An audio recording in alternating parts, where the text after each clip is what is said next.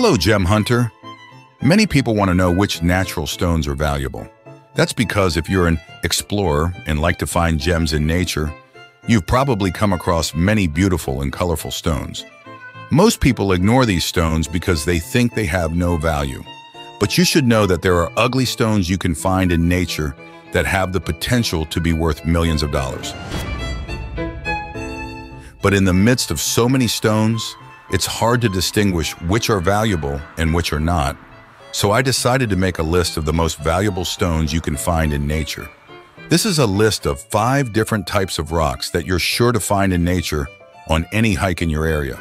Most of them can be worth a lot more than you think, and the ones that aren't worth as much can be found in large quantities, which in a way can make up for their low market value. Unlike the most valuable gems, you have to look hard to find a single one. However, they all end up camouflaged in the dirt and gravel of riverbeds. That's why it's important that you stay alert, pay attention to every pebble you find in your area, and then compare them to the stones you see in this video, because they're all important and can help you discover real hidden gems in your area. To get to the point, you must first understand a very simple rule. All types of gemstones have a unique value. For example, if you have 2 diamonds of the same size, one colored and one transparent, their value will be different. This is because the value of any gem depends on its quality. And this is true for all gemstones. Take the example of an emerald, which is a very expensive stone, but has different levels of quality. And the criteria for classifying the value of an emerald are its transparency, green color, crystalline purity, and size. In other words, the more of these characteristics an emerald has, the more valuable it is. For this reason, there are many very beautiful emeralds that are crystal clear but have a duller, less brilliant green color. So an emerald of the same size and quality with a stronger, more vivid color will be much more expensive than a duller emerald. And you should use the same reasoning to select the gemstones you find out there, even the more common ones of lesser value. They must be of good quality and color. In the case of semi-precious stones, what you're looking for most of all is a beautiful color. Now that you know that, let's start our list with the first stone you can find in nature. It's not the easiest to find or identify, especially if you're a beginner. But if you follow the videos here on the channel, I'm sure you'll recognize this little stone when you see one around. I'm talking about the opal. You may have heard of or seen this beautiful gemstone before. This stone is one of the most valuable in the world and can be found in many places around the world, but the most valuable are found in Australia. Opals come in many different colors and shades, but the most valuable type of opal in the world is the fire opal, which is this beautiful crystalline orange gemstone, and the noble opal, which is just as beautiful, combining these unique colors. While it's true that Australia is the world's main source of opals, the USA also has a modest but steady supply. It supplies a small fraction compared to other sources such as Australia, Ethiopia, Brazil, and Mexico. But the canyons and valleys of the West are full of small opal mines. Today, many mines are still active, while others have long since closed, but their treasures are still sold on the market. And the states where you can find American opals are Nevada, Oregon, Arizona, Idaho, Utah, Washington, Arkansas, and Louisiana. But if you don't live in the United States, you should know that there are records of these expensive opals in many other countries. But why is opal the first gemstone in this video? Well, because unlike other gemstones, you can find opals without having to dig very far. You can literally stumble upon an opal deposit during a nature walk. Another characteristic of this stone is its lighter weight compared to other stones of the same size. If you hold one in your hand, you'll notice that opals look a lot like a piece of plastic, very colorful and with a very smooth surface as if it had been polished. You may not find a precious and valuable opal right away, but you can find other types of opal that are considered semi-precious and have a considerable market value. And that value depends on the color of the opal. It can be violet, yellow, green, blue, or transparent. In general, the cheapest opals can have a value of between $20 and $120 per kilo in their raw state. But unlike opal, the second stone on our list is one that you're sure to find in nature if you go looking, and maybe you've even held one in your hand. I'm talking about jasper, better known for its red or brown color, which you can easily find out there. However, jasper comes in many other colors, and each color has a different commercial name. There are so many commercial names and so many types of jasper that I could spend an hour just talking about the types and names. But what you have to keep in mind is this: the more colorful it is, the more vivid it is, the more designs it has, the better the commercial value of the stone. You may be looking at a type of jasper that has already been cataloged, or maybe you're looking at a new type of jasper that hasn't been mentioned in a gemstone book yet. Typically, jaspers can fetch anywhere from $10 to $50 per kilo in their rough state. The third stone on our list, like jasper, if you look hard enough you're sure to find it, is agate. This stone is very popular with collectors, and we always talk about it here. This is a stone that you're sure to find in nature, and it's certainly a stone that can be valuable. But not every agate can be sold. You have to find the right specimens, choose the stones with the most prominent colors, and, in the case of agates, the most beautiful designs. Agates are very easy to identify because of the stripes that form this unique pattern.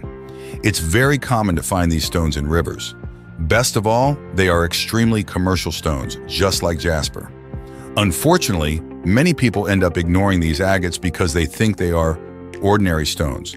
That's where many people are wrong. They may be ordinary, but some types and variations of them are considered to be very interesting stones for use in jewelry, for use in handicrafts, and for collecting. Some agates can even have impressive values depending on the color and type in which they are found. We can find very cheap agates and some more special exceptions that can exceed $50,000 after being polished or treated. In some cases, even more expensive than other rarer stones. So it's worth paying attention when looking for stones in the river. Agates are indeed stones with the potential to be very valuable.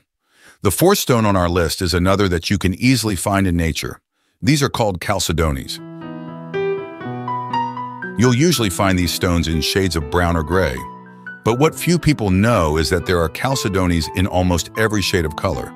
There are some that are extremely valuable, such as blue, green, and purple.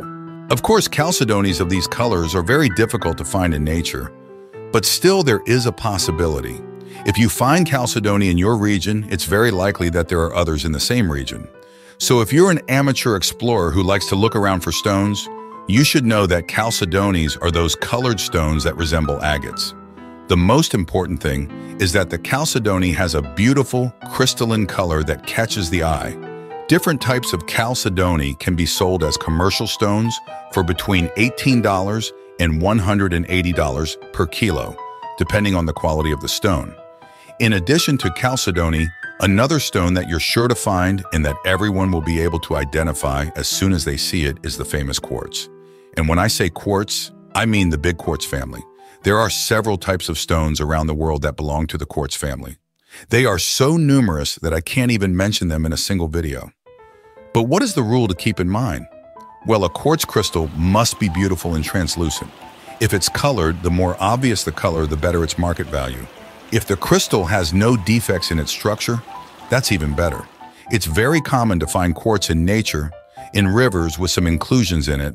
It's a slightly transparent stone that has some sort of inclusion.